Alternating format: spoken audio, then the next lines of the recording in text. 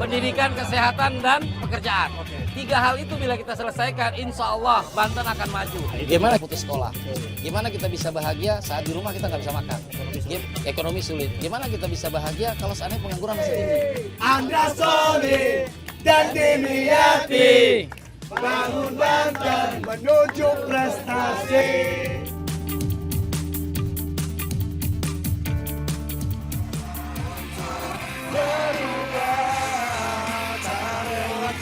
Yang indah.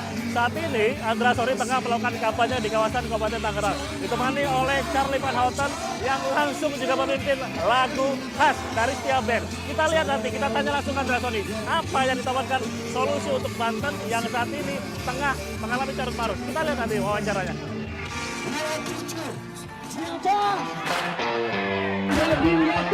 Bang Andra Soni, Sawat barusan telah melakukan kampanye, seru banget tadi kampanyenya. Bang Andra Soni, kalau bisa diceritakan kepada kita, ini liputan Indonesia TV, kita ingin menanyakan tadi kampanye ditemani oleh Bang Charlie. Bang Charlie di sini aja. Ya, siap. Ya, alhamdulillah hari ini. Ya, tadi solusinya banyak sekali yang ditawarkan, pendidikan, kesejahteraan, infrastruktur. Coba diceritakan apa solusi bagi warga Banten? Tiga hal utama yang perlu diperlukan oleh Banten itu adalah pendidikan, kesehatan, dan pekerjaan. Tiga hal itu bila kita selesaikan, insya Allah Banten akan maju. Syaratnya tidak korupsi. Syaratnya tidak korupsi. Ya. Oke, tapi soal pendidikan tadi cukup ditekankan oleh Bang Andra Soni. Kenapa pendidikan di Banten? Pendidikan di Banten saat ini masih kita bisa sebut belum merata, ya. Dan kemudian sekolah negeri sudah gratis, tapi anak-anak banyak yang tidak tertampung di negeri, sehingga perlu kita carikan solusi. Salah satu adalah bekerja sama dengan sekolah swasta. Tentu sekolah-sekolah swasta yang berkenan mengikuti regulasi yang akan kita buat nanti. Insya Allah, saya yakin investasi di pendidikan akan bermanfaat untuk kemajuan Banten ke depan. Oke, akan bermanfaat. Ini sepertinya lagi rame. Bang Andra Soni menyapa dulu, kita sambil jalan. Ya. Silakan. Ibu. Terima kasih ya.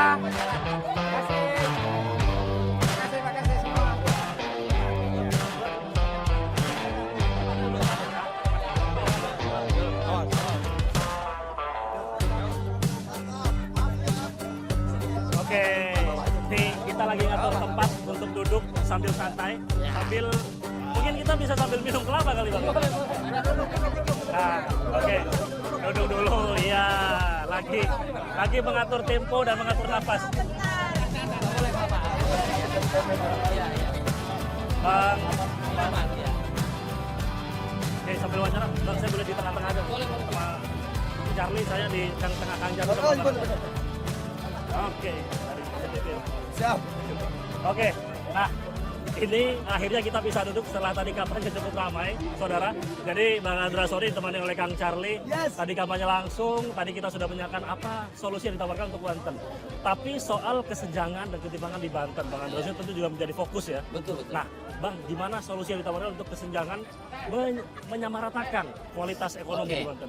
Jadi Provinsi Banten ini luas sekali. Ada 4 kabupaten, ada 4 kota. Yang hari ini saya datangi adalah Kabupaten Tangerang. Kabupaten Tangerang itu luasnya lebih dari 1000 km persegi. Nah, kemudian nanti ada Lebak. Lebak itu sepertiganya luas Banten ada di Lebak.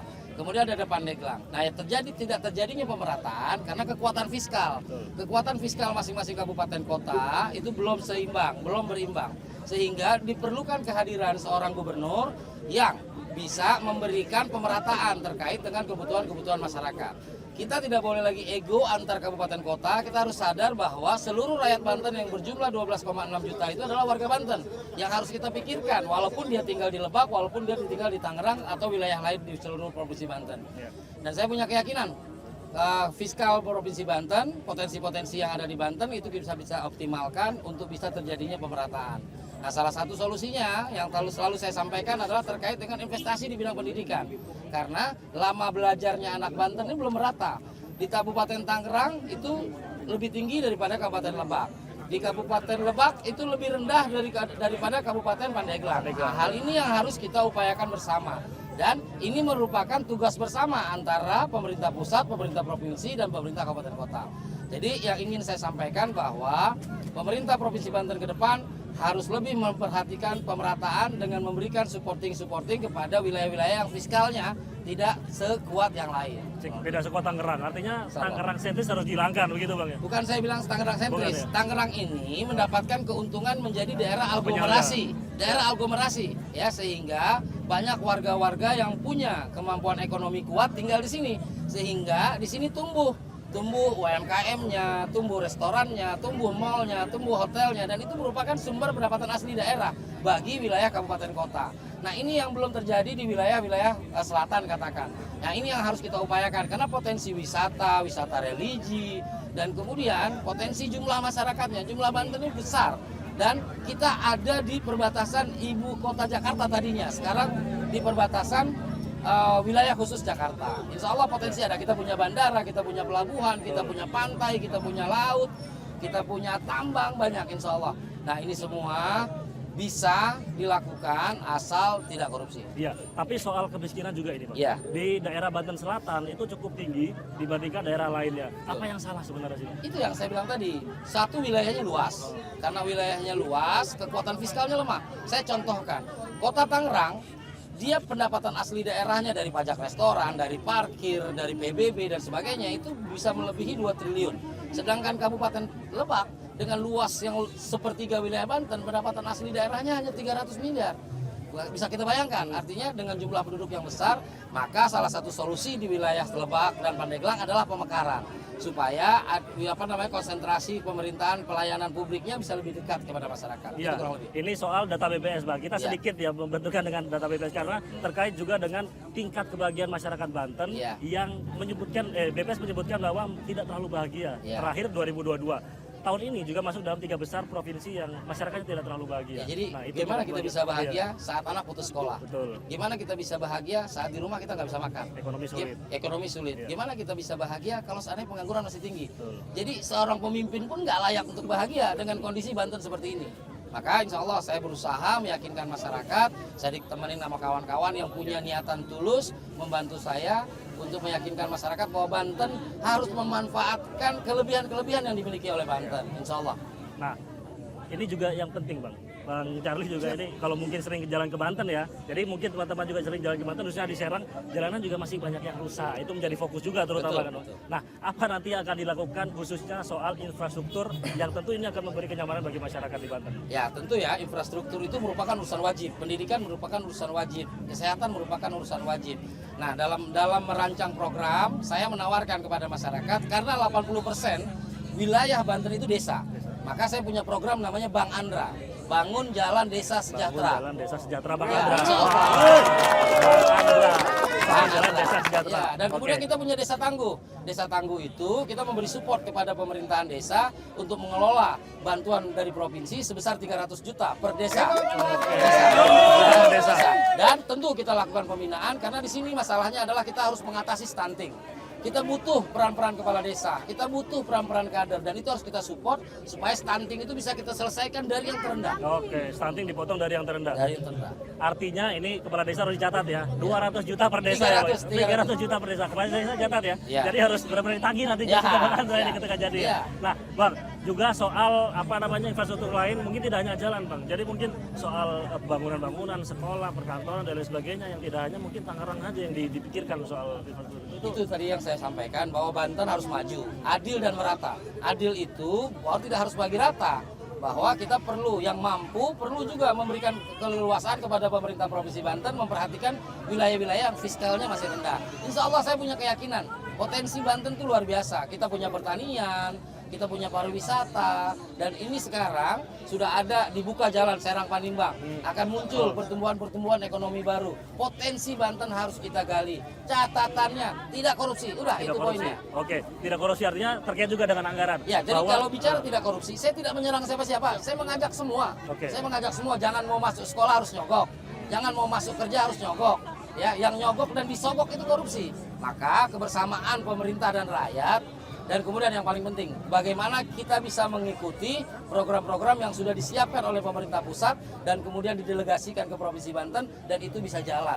Dan insya Allah saya yakin Indonesia maju, Indonesia emas akan tercapai. Indonesia maju, Indonesia emas akan tercapai. Melalui Banten maju. Melalui yang termaju, Bang. Tapi anggaran keseluruhan Banten nanti berapa persen sih kira-kira yang akan disumbangkan atau difokuskan untuk jalan? Nanti Berapa ada ininya, ada kira-kira rinciannya, gambaran ya. aja. Ada rinciannya yang jelas urusan wajib itu harus diutamakan. Oke. Ya, dan kemudian ada komposisinya. Saya kan 10 tahun jadi anggota DPRD. Saya menyusun APBD bersama-sama dengan gubernur. Insya Allah saya punya pengalaman ke sana dan saya punya keyakinan. Syaratnya cuma satu, tidak korupsi. Tidak korupsi. Ya. Dari tadi Bang Andra tidak korupsi. Kita berharap bahwa nanti benar-benar harus harus ada yang perubahan. terjadi. Itu harus Karena terjadi. itu penting, Bang. Itu penting. Iya, itu penting. Ya, itu penting. Soal Karena anggaran apa? Melayani rakyat kan dengan uang negara. Betul. Kalau kita ambil, ya kita tidak bisa melayani rakyat. Rakyat makin sengsara. Rakyat masih sengsara. Jalanan rusak. Betul. Oke, Pendidikan nggak bisa terpengaruh. sekolah. Iya. Mau masuk rumah sakit susah. Iya. Apalagi wilayah Banten yang luas sekali. Jadi saya mengajak, ya saya tidak menyerang siapa-siapa, saya mengajak. Dan ini komitmen bersama dan saya sebagai kader dari Pak Prabowo itu diperintah, jangan hianati rakyat. Salah satu tidak mengkhianati rakyat adalah jangan korupsi. Oke. Jangan sengsarakan rakyat. Jangan sengsarakan rakyat. Terakhir Bang, soal lawan Bang Andra, yaitu Airin dan Ade. Ya. Ya sejauh ini memang survei masih sedikit di bawah, jadi masih ada ya potensi untuk menang juga masih terus naik turun dan masih di bawah Bang Bu Airin beberapa kali. Apa nanti yang akan disiapkan dan bagaimana sistem kampanye yang akan di... Ya saya telah melakukan upaya-upaya, tapi satu harus catat, ini bukan pertarungan antara dua anak manusia, tapi ini pertarungan gagasan. Ya, ini pertarungan gagasan. Rakyat itu 8,9.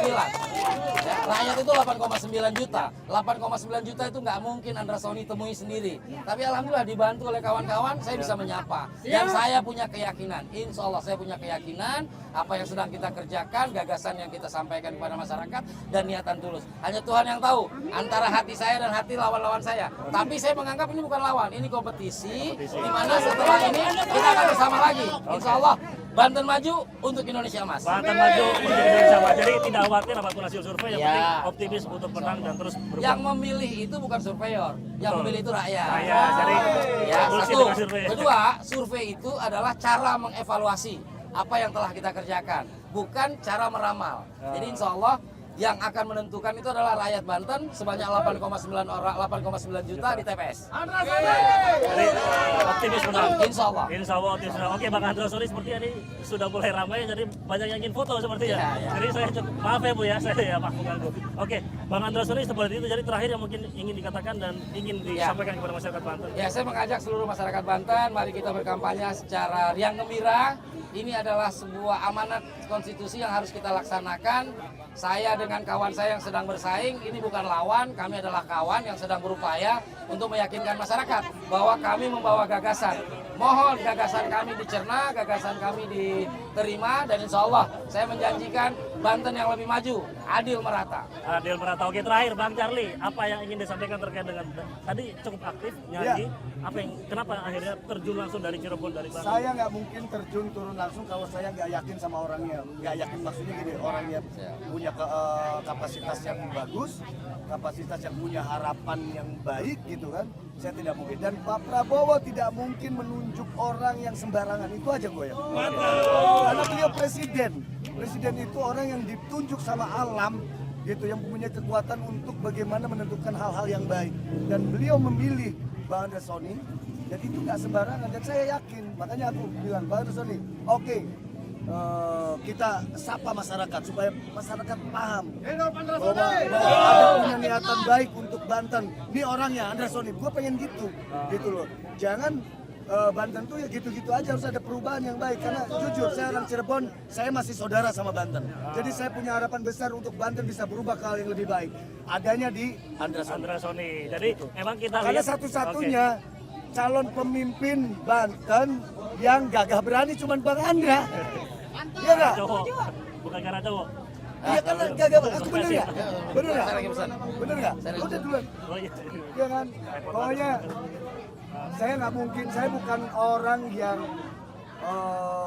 yang basa-basi. Saya orang entertain. Saya seniman. Saya mendukung dan mensupport sesuatu dengan hati yang tulus dan insya Allah dengan pemikiran dan pemahaman yang tepat. Oke. Tapi artinya jauh-jauh ke sini memang hanya untuk langsung menemani Bang Oh iya, Andra Sony sampai terjun ke masyarakat. betul sampai Bang Anda. Bila perlu kalau menyapa masyarakat ada yang hajatan, ada yang pengajian, ya apa-apa, ayo bareng. Aku temen. Sekalipun hajatan. Biasa. Sekalipun hajatan loh, Bang. Bener. Sekalipun hajatan langsung nemenin loh. Iya, banyak Bang. Iya, iya, udah gitu udah keliling. Oh, janjinya ya. Udah. Oke. Komit ya, komit. Insya Allah. Keliling, insya Allah. Ya semoga alamnya merestui. Apapun kalau suhu pedang segala macam, tapi terbukti Andra Sony akan lebih ngetop lagi nanti. Oke, terakhir. Tadi Bang Charlie, Kang Charlie, sorry, saya Bang terus ya. Kang Charlie ketika di panggung sempat nyanyi lagu yang memang sudah diciptakan untuk Bang Andra Sony. Coba kita Kang Charlie mungkin nyanyikan sedikit lah mungkin. Coba. Andra Sony dan Dimyati bangun Banten tanpa korupsi. Yo, Andra Sony dan Dimyati bangun Banten tanpa korupsi. Andra Sony dan Dimyati bangun Banten menuju prestasi. Lagunya setia band banget. Lagu setia band banget. Ya? Lagunya harus ngetop buat jadi spirit yang baik buat Banten, bener gak? Buat biar iya sama masyarakat biar benar-benar dikenang ya. Betul. Oke. Ini jadi kita sambil minum, saudara. Jadi barusan disediakan air kelapa, es kelapa jadi nggak enak juga. Tangan kelapa nih, ntar minum kok, yang lain minum. Ini mengingatkan Bang Andra Sony ketika dulu masa-masa muda ya. Saya pernah jualan kelapa juga. Pernah jualan kelapa, pernah jualan apapun, pernah keliling, berdagang, karena memang berangkat dari keluarga yang sederhana, keluarga petani, betul ya Bang ya. Jadi memang sepertinya relate dengan kondisi Bang Andra Sony sekarang gitu. Jadi gitu kan. Siap, Mereka Dun. sambil diminum kan. Sudah, Jadi, udah habis. Jadi kita minum dulu, seger-segeran dulu, kita tutup sampai sini, Liputan Indonesia TV diberi kesempatan langsung berbicara dengan Bang Andra Sony dan juga Kang Charlie yang tadi langsung menemani berkampanye. Kepada Mas, Emal Prasetya, Hasto Aji melaporkan dari Banten.